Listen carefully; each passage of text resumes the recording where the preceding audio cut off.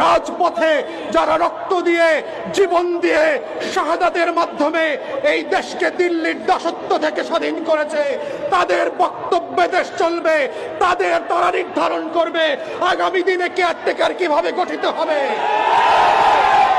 তাই আমরা পরিষ্কার করে বলেছি এবি পার্টির পক্ষ থেকে, শুধু শেখ পরিবারের কুকুরগুলো পদত্যাগ করে পালাইলে চলবে না, বঙ্গভবনের কুকুরগুলোকে পদত্যাগ করে পালাইতে হবে।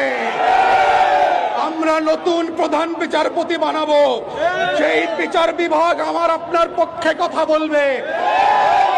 মজলুমকে আটক করবে না, রিমান্ডের নামে হারুনের ভাতের হোটেলে নিয়ে হাত পায়ের নখ তুলে দেবে না। বাংলাদেশকে নতুন করে আবার পুনর্গঠন করতে হবে।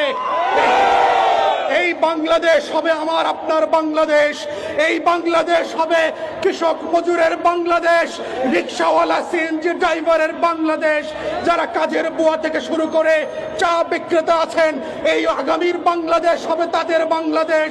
আওয়ামী লুটেরাদের বাংলাদেশ থাকবে না।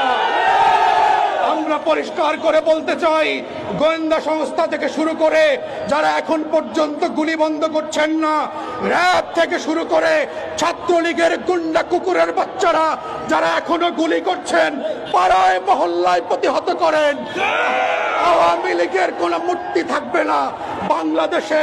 এই আওয়ামী ফ্যাসিবাদের মধ্য দিয়ে যেই মূর্তি কায়েম হয়েছে, শেখ পরিবারের প্রত্যেকটা মূর্তি ভেঙে ফেলতে হবে।